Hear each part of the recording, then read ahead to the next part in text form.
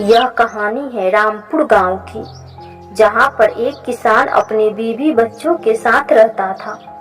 किसान के पत्नी का नाम रेखा और बेटी का नाम रानी था। किसान के पास एक गाय थी जिसका नाम मोती था। मोती बहुत ही सुंदर और समझदार गाय थी। मोती ढेर सारा दूध देती, जिसे किसान बाजार में बेच देता, जिससे उसकी खूब कमाई होती। किसान अपने गाय से बहुत प्यार करता था। ऐसे ही कुछ दिन बीत गए। एक दिन रानी मोती के पास खेल रही थी, तभी एक शेर आ गया और रानी को खाना चाहा। तभी मोती सामने आ गई और बोली, ऐसे अपनी खैरियत चाहता है तो यहाँ से चला जाओ। तुम मेरे होते हुए इस बच्ची को कुछ नहीं कर पाओगे। ये गाय, तुम इंसानी बच्चे के लिए क्यों अपनी जान गंवाना चाहती हो? हट जाओ मेरे रास्ते से, वरना ना क्या कर लोगे तुम? लगता है ऐसे नहीं मानोगे तुम। अब मरने के लिए तैयार हो जाओ। और शेर ने गाय पर हमला कर दिया। गाय ने भी शेर से डटकर सामना किया। दोनों के बीच काफी देर तक लड़ाई होती रही। लास्ट में शेर वहां से भाग गया। इधर गाय ने रानी की जान तो बचा ली, मगर वह काफी घायल हो गई। थोड़ी देर में रेखा वहां आई और गाय को घायल देखकर बोली, रानी बेटी, क्या हुआ है? मोती को इतना चोट कैसे आई है? तुम बोल क्यों नहीं रही हो? कुछ तो बोलो। रानी शेर को देखकर काफी डर जाती है। इसके कारण वह कुछ बोल नहीं पाती। फिर रेखा रानी को लेकर घर में चली जाती है और किसान से कहती है, सुनिए जी, बाहर जाके देखिए ना जाने मोती किस जानवर से लड़के आई है, जिसके कारण उसके शरीर से काफी खून निकल रहा है। किसान दौड़कर बाहर आया और मोती को देखा तो उसके आंखों में आंसू आ गए। वह बहुत दुखी हो गया। दिन पर दिन मोती की तबीयत बहुत खराब होती जा रही थी। एक दिन रेखा किसान से बोली, मोती की तबीयत तो दिन पर दिन खराब होती जा रही है। अब हमें मोती को जंगल में छोड़ देना चाहिए। पत्नी के बार बार कहने पर न चाहते हुए भी किसान गाय को जंगल में ले जाता है और वहां से चला आता है। किसान को छोड़ के जाता देख गाय को बड़ा दुख हुआ। तभी किसी बच्चे की रोने की आवाज आई। गाय झाड़ी की तरफ गई। तभी गाय की नजर शेर के बच्चे पर पड़ी, जो कि भूख से बिलख रहा था। ऐ बच्चे, तुम इतने परेशान क्यों हो? सुबह ही मेरे लिए खाना लाने गए थे, अभी तक नहीं आए हैं और मुझे बहुत जोर से भूख लगी हुई है। गाय ने शेर के बच्चे को अपना दूध पिलाया।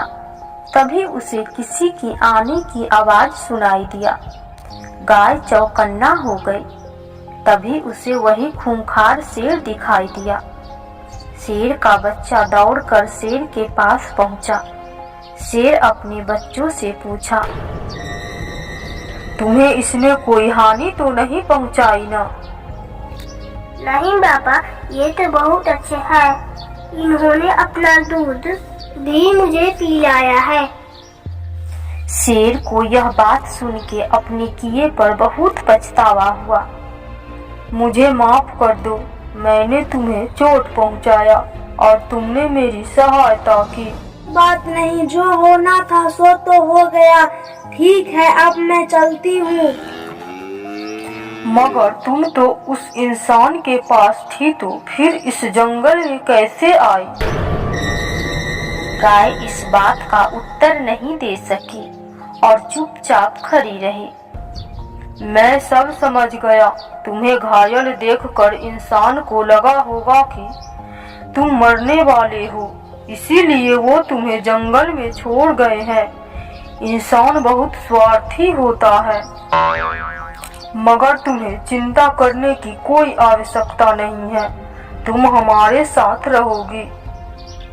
उसके बाद गाय, शेर और उसके बच्चे तीनों साथ में रहने लगे।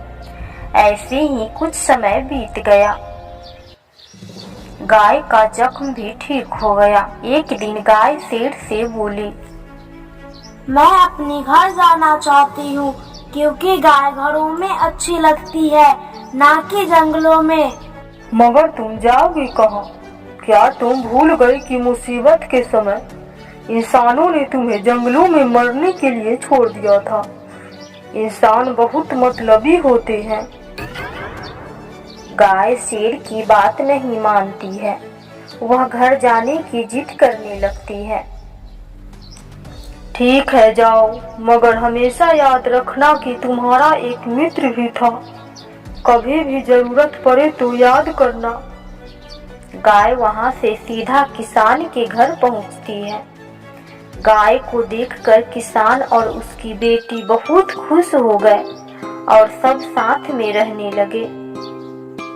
हमें कभी भी किसी को मुसीबत के समय साथ नहीं छोड़ना चाहिए। हमें एकजुट होकर समस्याओं का सामना करना चाहिए।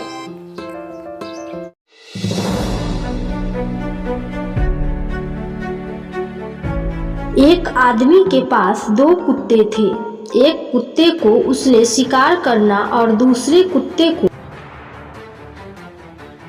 घर की रखवाली करना सिखाया। परंतु एक अजीब बात थी, जब भी शिकारी कुत्ता किसी खास जानवर का शिकार करता तो उसका मांस रखवाली करने वाले कुत्ते को ही दिया जाता।